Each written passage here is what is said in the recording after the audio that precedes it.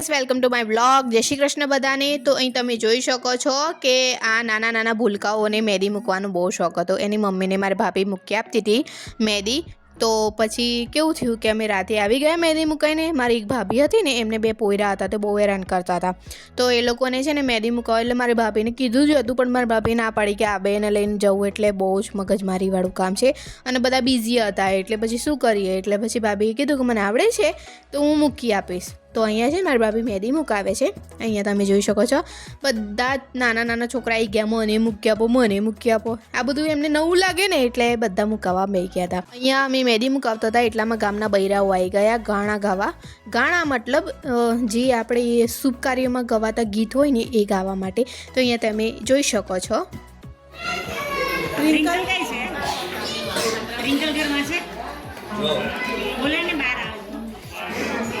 Guys આ ગામના બૈરા છે, તો અહીંયા આવ્યા છે।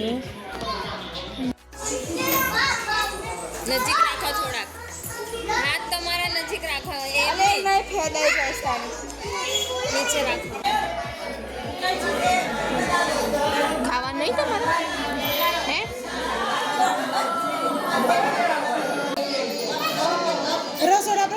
રસોડામાં ઊભો કરેલો ખાટલો છે ને એના બહુ ઓઢ નિશાન આપો ને ઓઢની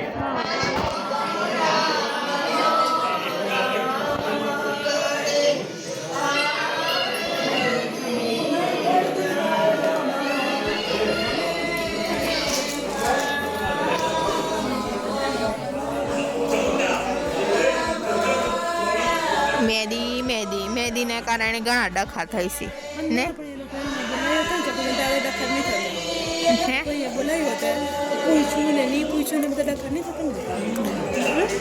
ગાઈઝ આ ભાભી અને મેં બે એક વાત કરીએ છીએ, એમાં કેવું થયું હતું, થોડી લડાઈ જેવું થઈ ગયું હતું અમારે। મારી જે ભાભી છે ને એમને મહેંદી મૂકાવવા જવાનું હતું, પણ અમને કીધું નહીં કે અમે મૂકાવવા જઈએ છીએ। એમ તો ફેમિલીમાં બધાને કહેવું જોઈએ એ લોકોને, પણ કેવું કર્યું કે સાલેક જતા હતા ને કહી દીધું કે અમે મહેંદી મૂકાવવા જઈએ છીએ, તમે આવજો। એ વખતે અમે તૈયાર બી નહોતા ને કશું બી નહીં, અને એમને મોડું થતું હતું, એટલે પછી એ તો ના એવી રીતે તો પછી કેવી રીતે તૈયાર થવાય, કેમ કે કેવું હતું કે આર્યા રોતી હતી, આર્યાને પછી બધું કરવાનું આ તે બધું વ્યવસ્થિત કરીને જઈએ ને એટલે થોડુંક એવો ડખો થઈ ગયેલો હતો, પછી સોલ્વ થઈ ગયો ગાઈસ, એટલે કંઈ વાંધો નહોતો એટલો બધો, પણ મજા આવી। મસ્ત બ્લોગ થઈ ગયો એન્ટરટેનમેન્ટ।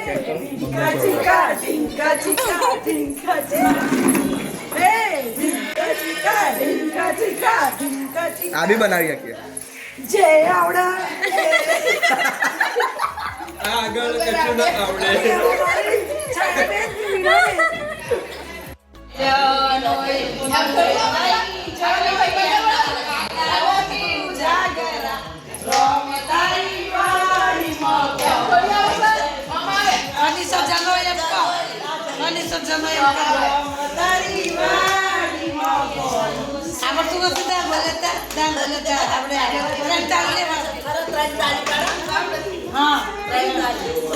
કોણ ગાડી લાવે છે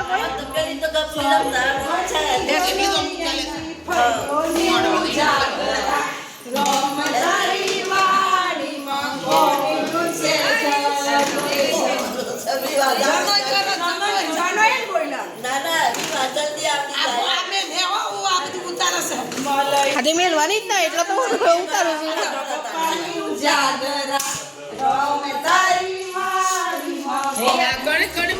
કરી સારી કલર આશા આવી બધી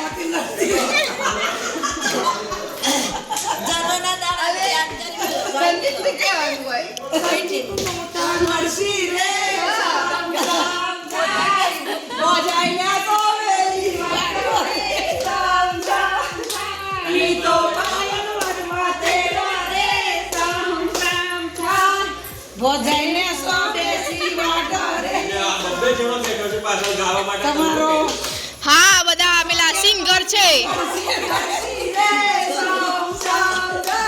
સિંગર બેઠા છે તમારો મહર્ષ મોટી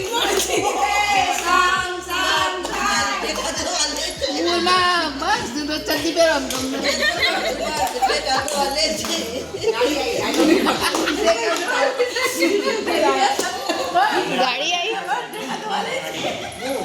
મલાઈ કેવા કોની ગાડી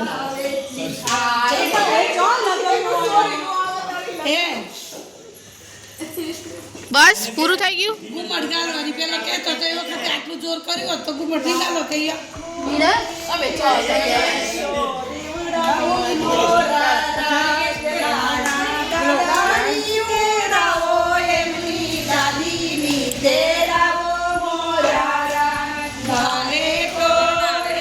તારો તમારો નહીં આવતો ગાડીનો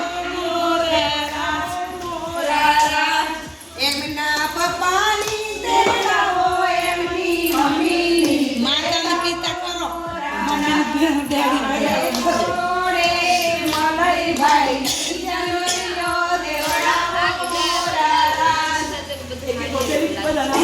બોલો બોલો બોલો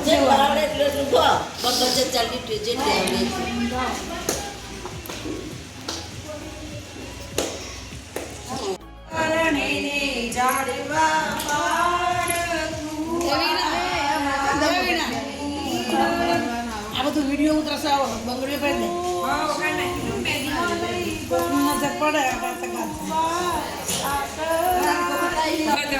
ઘડિયાળ પહેરી હોય ને અને બગડી ના પહેરી બસ સજવા હોય તો તૈયારી મૂકી ઘડિયાળ પહેરી તો આપણે કોપડી પૂરે ના એલા બગડી એક કાંટાક ની ઘડિયાળ ને આ વર્ષે સનાવે તો પહેર નાખે પણ વર્ષે સનાવે તો દેખાય ઘડિયાળ પહેર પણ એક બગડી નાખો પરેશભાઈની ગાડી લઈ આવે તો જગ્યા ઓછી રોકે આ જગ્યા બહુ રોકે પણ આ તો મ્યુઝિક વગાડવામાં મ્યુઝિક એમની ગાડીમાં છે ને એમ વાંધો નહીં પણ ચૂપ ગાડી કરો ચૂપ ગાડી નરેશ મદડિયા હોઈ જાય શું કરવાના એના ગાડ ભૂગૈયા ઊંઘવા માટે ગાટલા ના માટે હોય ચાર ગાડલો આટલા તો સીધા હનાર ગાડલા પડી ગાડી હારી હારી લાગે કબડી જવાય છે આમાં ઘર બી વધારે લાગે પણ હા એમને નીચે પાથરે નીવી નીચે પર ચાદર પાથરી દીધી આ ભણ્યા કેવા લાગે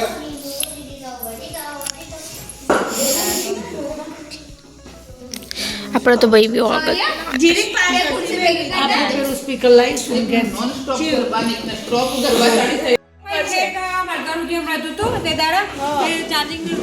હા તો ઘણું મસ્ત સંભળાય છે નોનો સ્પીકર માં હાઉ લાગે પેલો એ નાચવાનું નાચ કરું તો નાચે ને ધમ ધમ ધમ મહર સારું લાગે છે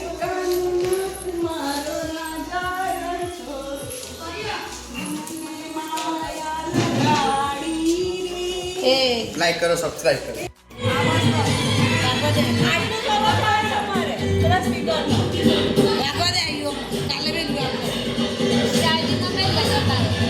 લેટ નાઇટ ગરબા અમે શરૂ કર્યા હતા એટલે મારા દાદાના છોકરાની ગાડી લાવ્યા હતા અને એના પાછળ સ્પીકર હતા ને તે સ્પીકર વગાડીને આ લોકો ગરબા ગાતા હતા કોપીરાઇટ આવી જાય એટલે મેં છે ને મ્યુટ કર્યું છે ગાઈસ પણ પછી આ લોકોએ છે ને લેટ નાઇટ એટલા ગરબા રમ્યા છે તો પાગલ થઈ જવાય એટલા ગરબા કેમ કે બહુ વર્ષે પ્રસંગ આવે ઘરમાં એટલે પછી કોણ ના મજા કરે તો અહીં તમે જોઈ શકો છો આ બે છે દેરાણી જેઠાણી છે બે નાચે છે આ બી જેઠાણી છે તો આ લોકો સુરતના છે તો એમના તો કમ્પ્લીટ જોરદાર ગરબા રમતા આવડે મને એટલા બધા નથી આવડતા કેમ કે હું છે ને ગરબા નવરાત્રિમાં છે ને પપ્પા છે ને બહુ સ્ટ્રીક હતા મારા તો જવા જ નહોતા દેતા તો મને છે ને ફૂલ્લી ગરબા રમતા નથી આવડતા ખાલી જે નોર્મલ સ્ટેપ હોય ને એ જ આવડે છે તો અહીંયા તમે જોઈ શકો છો કે આ લોકો ગરબા રમે છે તો આજનો વ્લોગ હું થોડોક અહીંયા એન્ડ કરું છું, કેમ કે વ્લોગ બહુ લાંબો થઈ જાય છે ને તમે લોકો છે ને કેવું છે કે અડધો જ જોઈને પછી છોડી દો છો, એટલે આખો જુઓ ગાઈસ. હું તમને બધું જ બતાવું છું, અમારા વિલેજનું કલ્ચર, અમે કેવી રીતે રમીએ છીએ, એટલે કેવી રીતે અમારા પ્રસંગો હોય છે, કેવું હોય છે. તમે આખો વિડીયો જોવાનું રાખો ગાઈસ પ્લીઝ, તો મને અન્ડરસ્ટેન્ડિંગ થાય કે હું આટલી મહેનત કરું છું, તો તમે લોકો મને મારી આ મહેનતને એપ્રિશિએટ કરો. આ બધું હું તમને બતાવું છું કે અમારા ગામમાં કેવી રીતે પ્રસંગ થાય છે, કેવું કલ્ચર છે.